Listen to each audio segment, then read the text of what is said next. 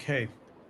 Hello and welcome to LetsTok Podcast, Thank a you. podcast which makes you think, podcast which the whole philosophy of ours is to give you a direction, not a solution, because every person is unique, every challenges are unique, they have a unique perspective, so we cannot bring them all together and advise them in a way that you have to do X, Y, Z, then you are all sorted. There is a way to do that. And what is that way is something which we are going to discuss today. We are supposed to have a different conversation, but the life is all about pivoting at the right time and being fluid and try to work based on the challenges it throws on you. So that being said, I'm so much privileged again to talk to Sukumar, who was there before in our previous episode, discussing about the storytelling approach. And today, what and I would say auspicious day because so Kumar, you have just completed 25 years in mentoring. So first of all, congratulations to you. And I would like to know how would you term or how would you see these 25 years of mentorship? Yeah, thank you. So I have actually completed 35 years of my career today. Okay. Oh, okay. So I walked on the July 25th, 1988 into the TCS office in Air India building in Mumbai, where I started my career.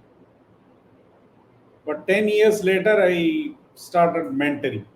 And I believe that's when my real career started. It's almost as if the previous 10 years didn't exist because it looked like I never understood the value of people before that. I was more about how I could learn things, how I could become an expert, how I would do things.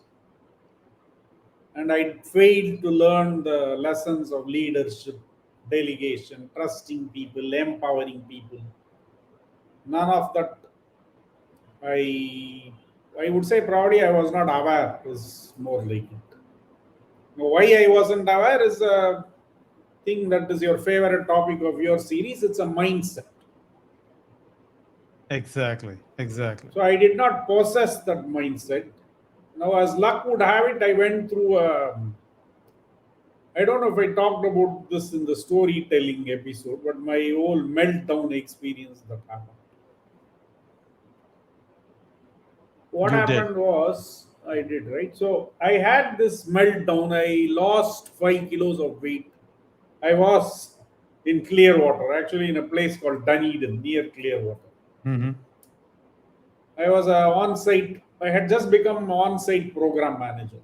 I joined TCS from TCS to Cognizant. I was, well, there he is, Kumaran.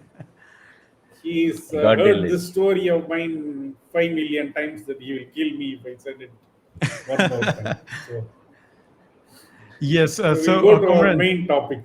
I know. We were discussing about some main topic. I know it's pretty late in India here, and we decided, as we did with you, to just go with the topic of today's relevance and discuss about it.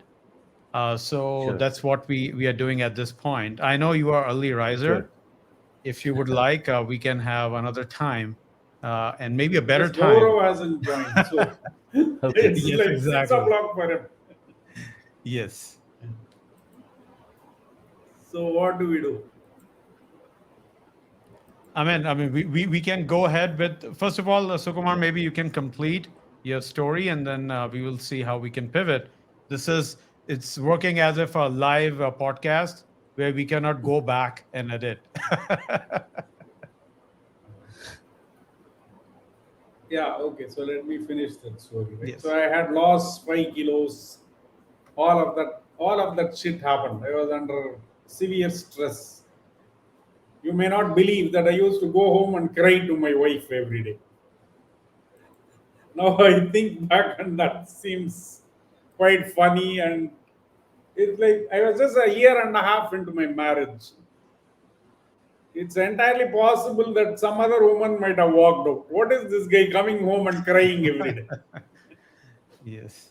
But she was supporting me, and in the mindset that I was in, I couldn't see that the positive from her support. Yeah, almost everything else was going wrong. So we were losing deals. I was the first time account manager, so with the sales target and things like that, which I was completely unaccustomed to. And as an engineer, I had this disdain for sales. Sales is like infra dig. Engineers don't do that, right? So that sort of thing I had. I was losing deals. There was a lot of delivery issues because of the early days of Cognizant. And I had the least happy team in the company. The annual surveys that they did showed us that. I had a new boss who I didn't like at all. On top of all this, like I thought he was in New Jersey and he would ask me some questions, and I'm thinking, wait a minute, how can he in New Jersey find out what I am doing and really help me? All this is a mindset issue, right? Yes. So many bad mindsets I had at the same point in time. So many things happened. All of this happened together, and I decided, told my wife that we'll come back to India. This whole America thing isn't working out, and she must have thought, okay, let's go back. She agreed, even though it was her idea to go to America and spend time there. I wasn't too keen, but I said, okay, she wants to go, so I'll go. So then finally I called one of my mentors. I should have done that earlier. Again, there's a mindset issue there. And he said, hey, okay, whatever you are saying, I read out the litany of all the problems that was going on. And the mentor said, yeah, it seems like a good decision to go back.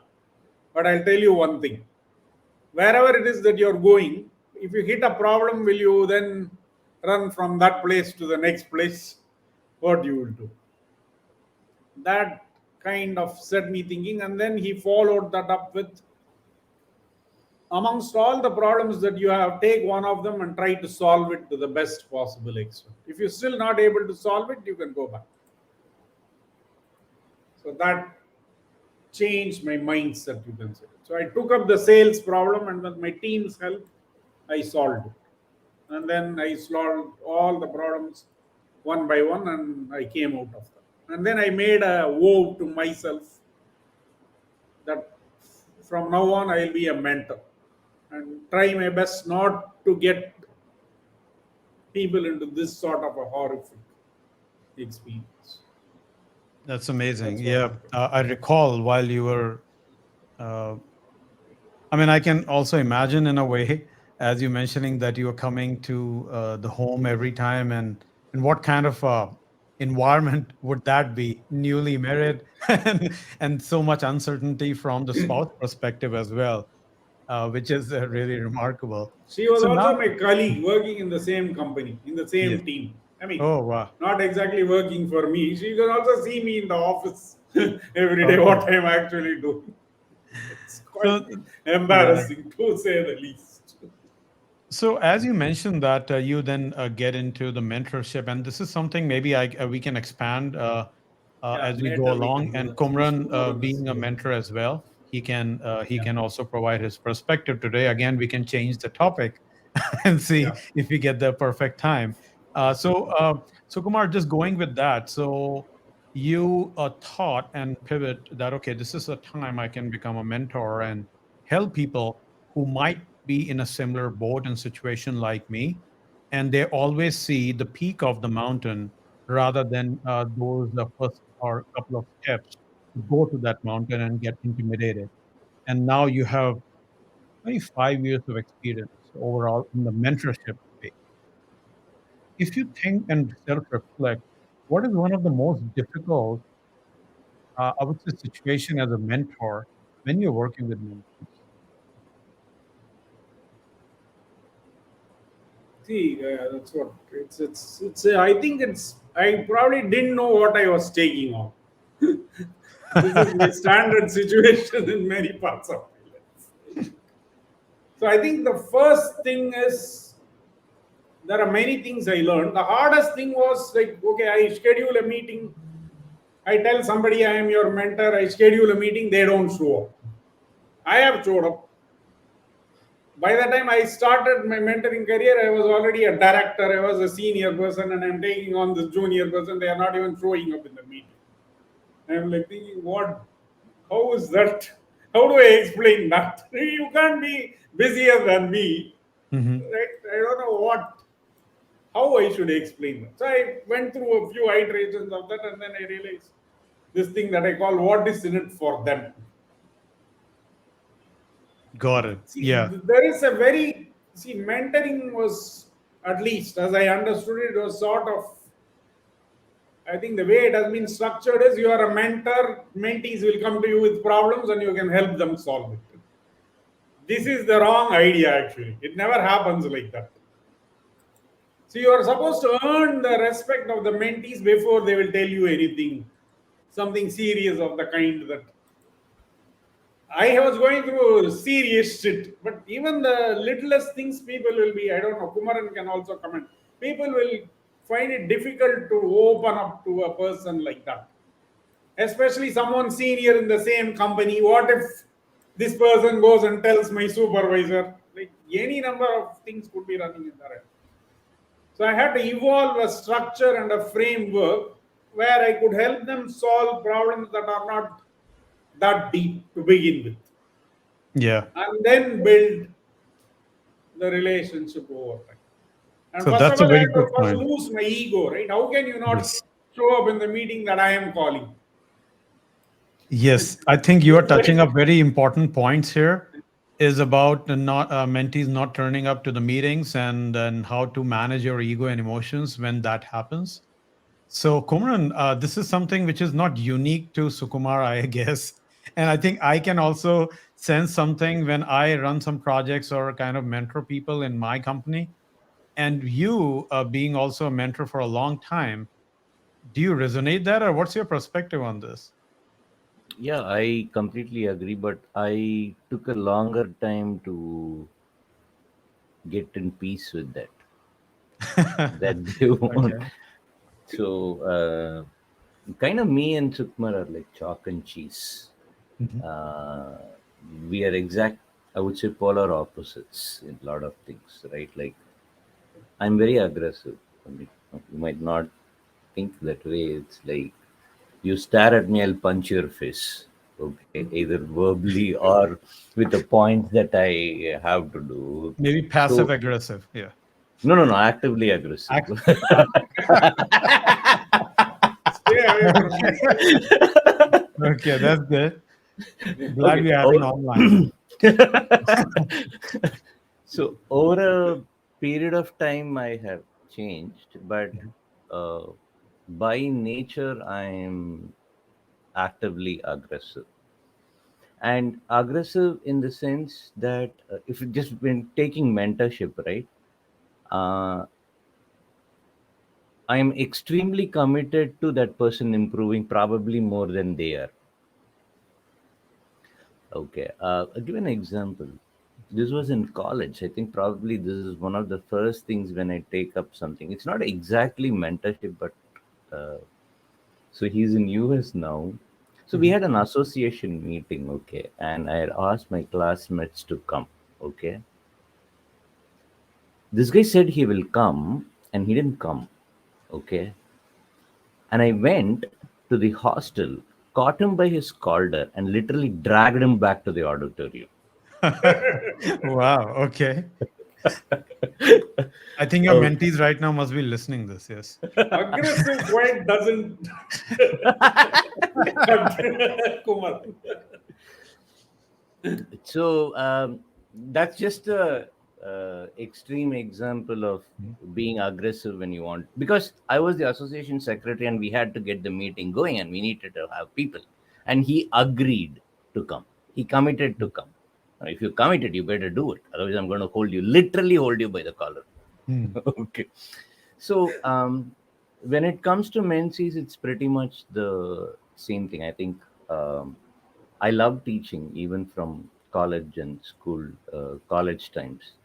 So, but then if somebody says they're going to do it, um, I would be worse than a drill master, right? Every time, like what's happening with it. Um, very few percentage actually obviously like that, or as Sukumar says, right? Like it would be something like there's only it ends up with two ways. Either as soon as they see me, they will fall at my feet. Kumaran, I'm sorry, please forgive me. I didn't do anything. I'm one bad guy. I'm one worse guy. There is no other uh, non-committal being on earth other than me. Either they'll completely fall at your feet, so you can't do anything to them. Okay, one at the feet, what are you gonna do, right? So you can't. The other thing is about they'll just disappear off the radar, and even then I will go after them. Like literally, I have walked into their homes, knocked on their bell, and then said, "Yo, you said you will complete these things. What's happening with that?" Okay. Um, but then, so there's two levels, right? One is at the intellectual level, they are committed to becoming better. But then at a very deep level, there is this thing of convenience and comfort. And mentorship is an interesting thing, right? It is something that you pick up which is not critical. So if you have to, a mentorship is not an ICU activity. It is a health and a wellness activity. Good one. Okay. Yes, yes.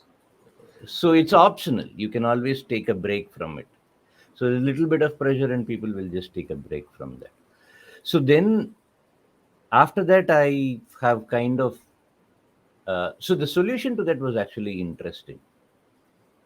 Um, the amount of effort that I put in, I had to reduce. I have to tune my input according to that. Otherwise, they start choking.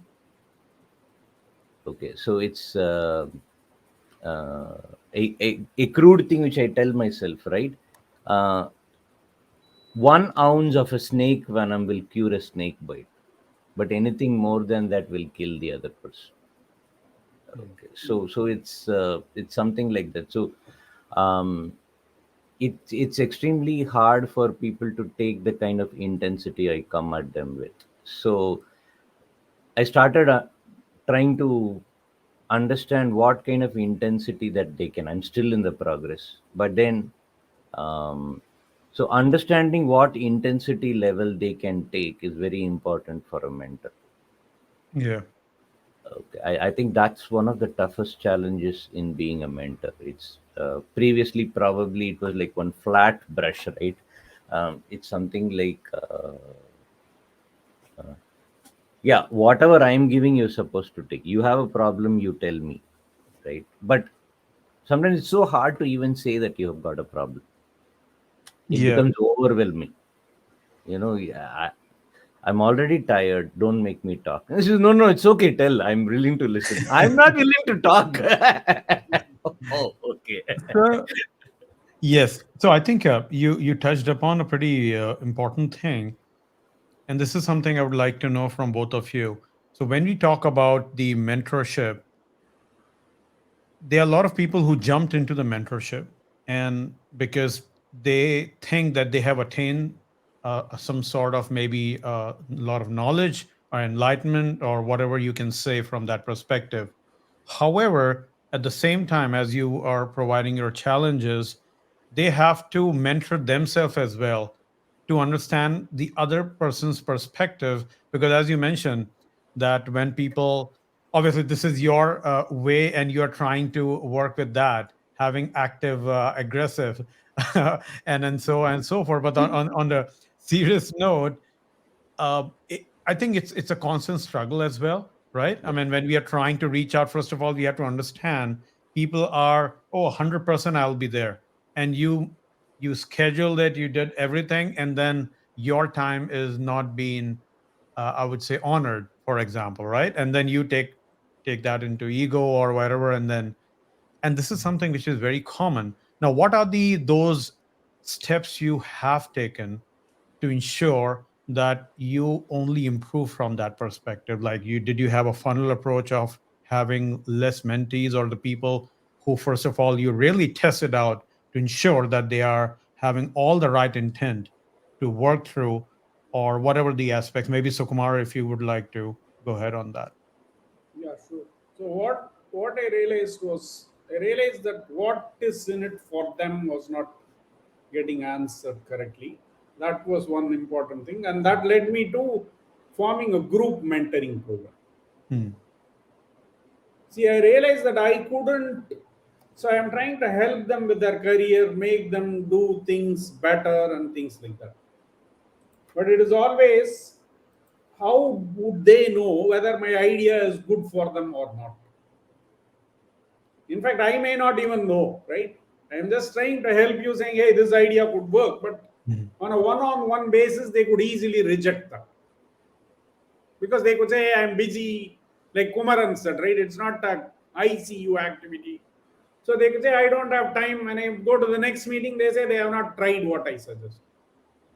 So this led me to the group mentoring framework that I developed. So then what I found is if there are 10 people, let's say I tell people, hey, try this out. Two people tried it, let's say. Now it makes the other people take note of that. Okay, if those two people in the same context can do it, why not I try it? And then slowly the momentum starts picking. And then I had this some simple things I used. I split the mentees into buddies and trios and gave them a point. Every time they did something challenging, I will give them a point and have a simple Excel sheet where I was tracking that leaderboard. And then at the end of the year, I will give them a trophy. The best mentees in that program will get a trophy. Others will also get a trophy, but the best ones get a different type of trophy. Things like that I would do That's to great. keep Yeah. the thing fun and a learning environment. Got it. So basically, it's like creating a community, Ah, uh, have engagement, and then have a competition yeah, to make sure somewhat that, friendly. yeah, because I think, yeah, that's something. It happens because when you sit in front of a mentor, you know that they are on a maybe a higher stage, and you are on the bottom side, and you have all those psychological things going on. If I say wrong things, what would happen? Nervousness, self-doubt. I mean, if you are all cloud with those emotions, how would you have that a clear communication, and I would say uh, all those communication coming through the filtered approach. So Kumaran, is this something you are doing as well, creating community, or you are still going with that one-on-one approach and find that impactful? It's a mixture of both. I Mhm. work with uh, groups, groups only with tiny magic. In my own things, probably it's more one-on-one. I guess I kind of the fundamental shift I did is from being an engine to a server. Server as in software server. So Mhm. an engine is one which generates the energy and drives the components. Okay. Um, but I switch more of myself to be like a Google Ads and server kind of a model. So uh, leave out key points which people can pick. Okay, and if they pick and make a request, then I respond. So I'm kind of tuning to that model. So when they are ready, whatever they want, they come.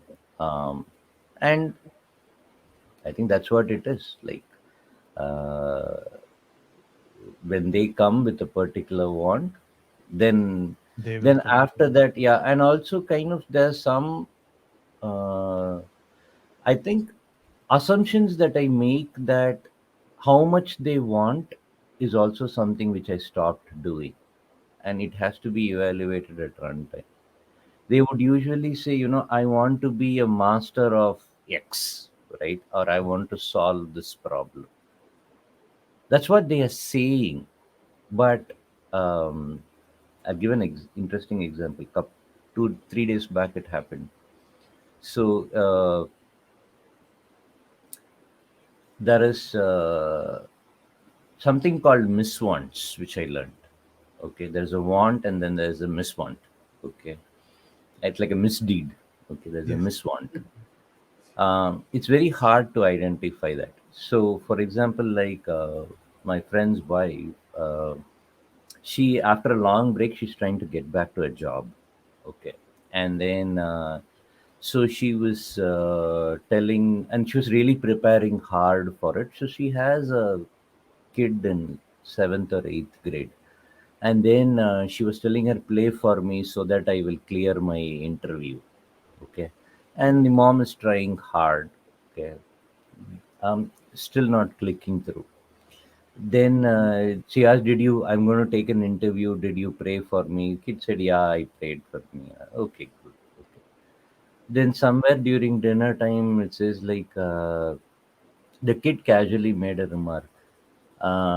Ma, interview itself, you're preparing so much time. If you get a job, you will never spend time any time with me now.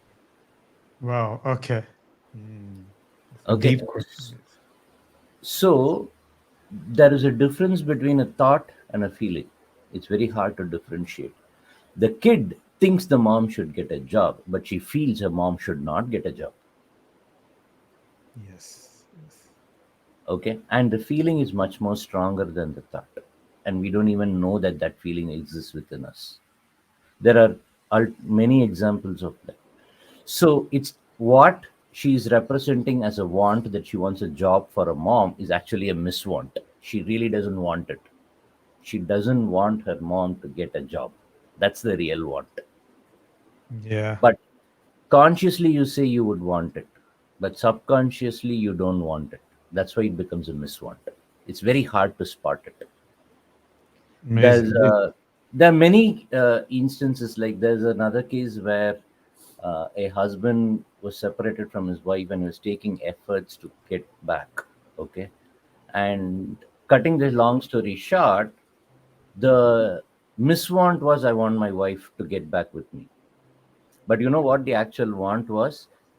He actually made a casual statement which a mentor picked up.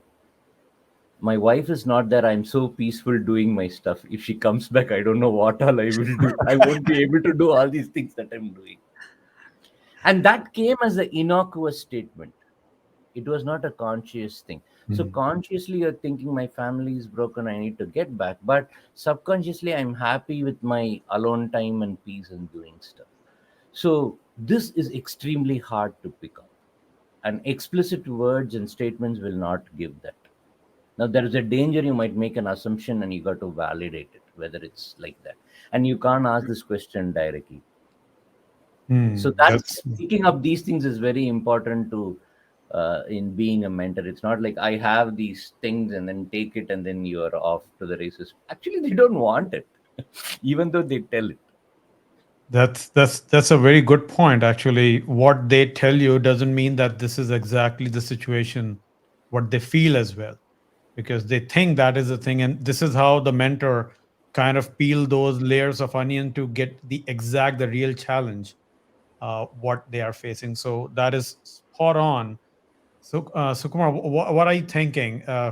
Do you think that is something which you have done, or I would say, as we go towards maybe the tapering end of our conversation, is pretty much late over there as well. No, Now, I think that miss one thing is very interesting. It's the first time I even hear this from Kumar. He hasn't told this before. So I'm not sure I even have the ability to spot these things. But I will switch gears a little bit, right? One is, how do you know that as a mentor your advice is relevant to your mentee? It's hard, and Kumaran pointed this out earlier. The first iterations of it, right? I would ask my mentees, what would you like to learn? Right? So they would say, I want leadership, communication, negotiation, the usual 4 or 5 things that people would want. So I would teach them that. And that didn't seem to make any difference to the attendance patterns or anything like that. I mean, there are always a few eager beavers who will keep picking it up, but it wasn't connecting. So, what they want, this could be the want, miss want thing, I don't know. This is what they think they want. But when you give it to them, it doesn't appear like that's what they want. They want something else. How do I know what do they want? I don't know. So then I hit upon the idea that what does everybody want to do in the corporate?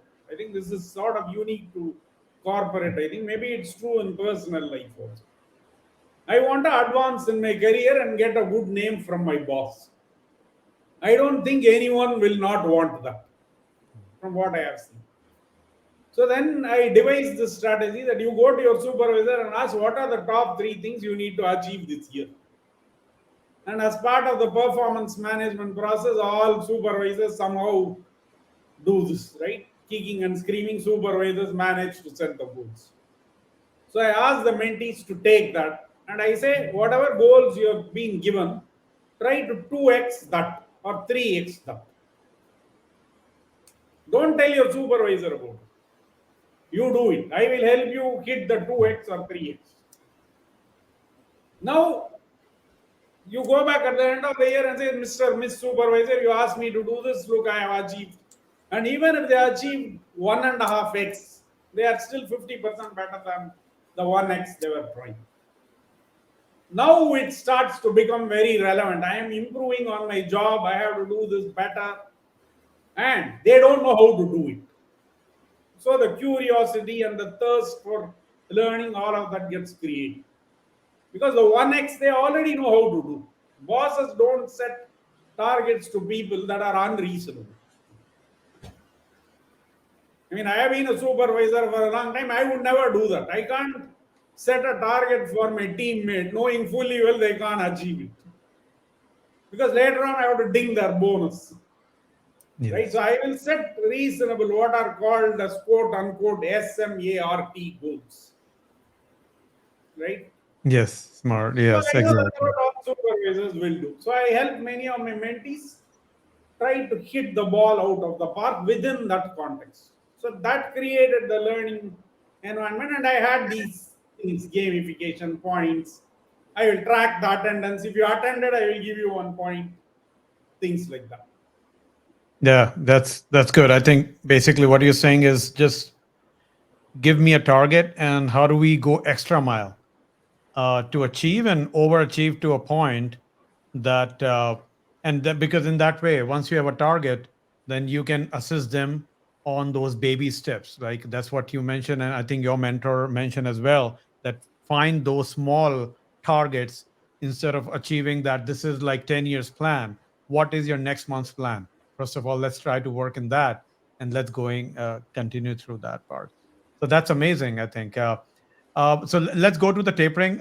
Some last thoughts around it. So from the mentorship, um, from both of you gentlemen, what are some advice you give to the people who would like to be a mentor based on our experience?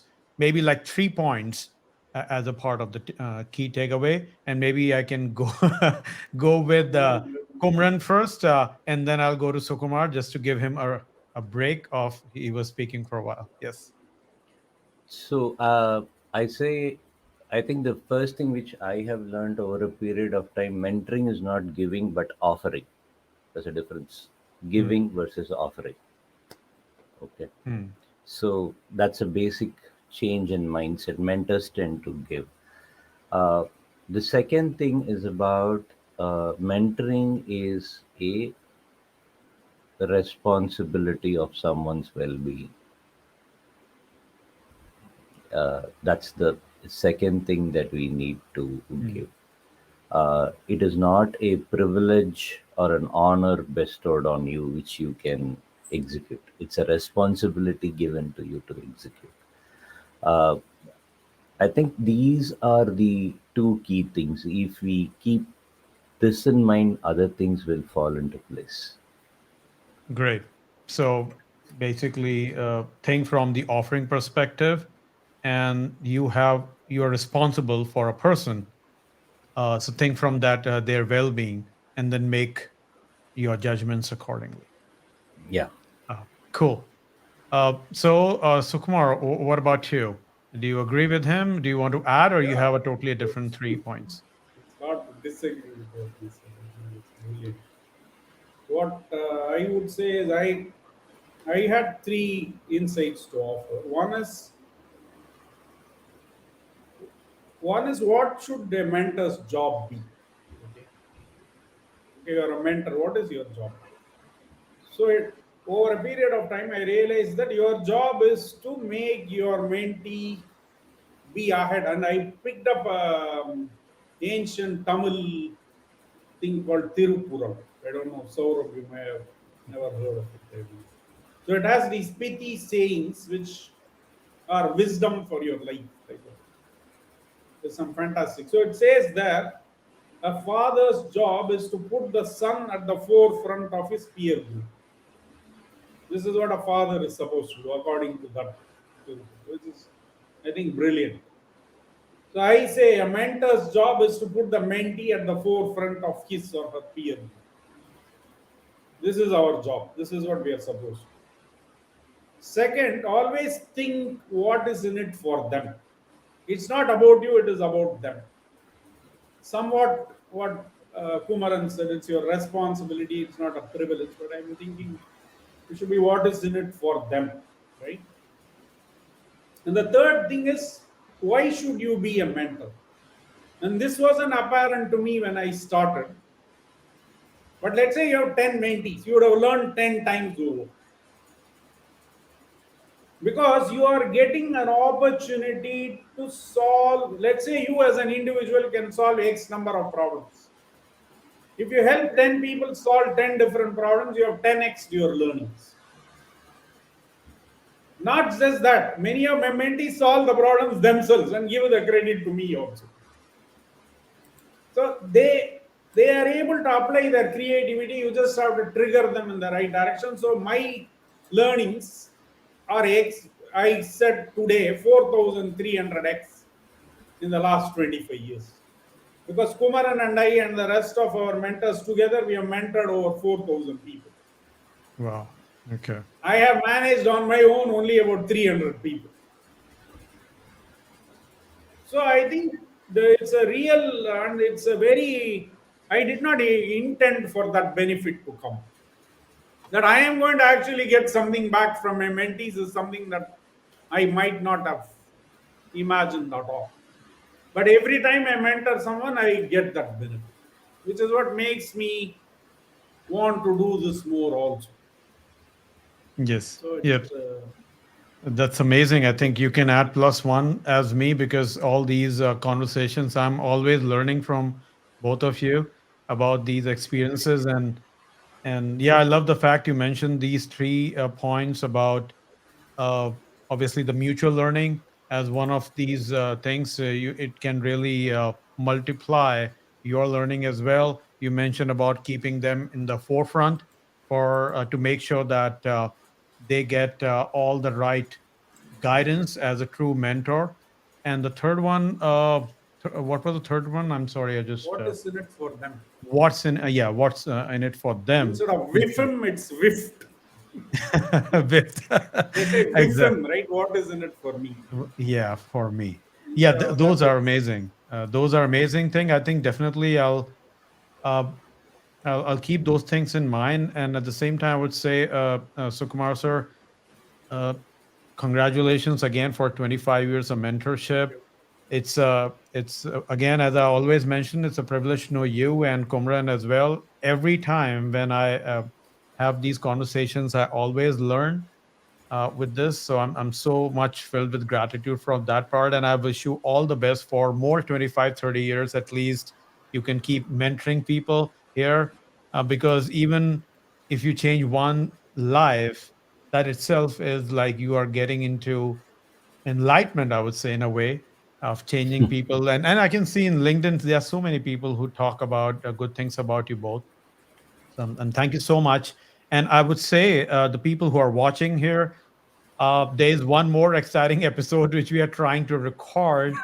The the third time, we will definitely make sure that we will be discussing that and make sure. I know we are in the different time zones, so that's why we are having those challenges. But as last time Kumran mentioned as well, life is all about how you make decisions, ideas, and executions immediately. That's what we are doing, and every time we are getting a new gem out of these conversations. So thank you so much again, gentlemen, for coming late night here. And I wish you all the best for your future endeavors. Thank you Thank you. so Thanks, Thank you. Saurabh. Have a Thank good day. Yeah. Bye. you.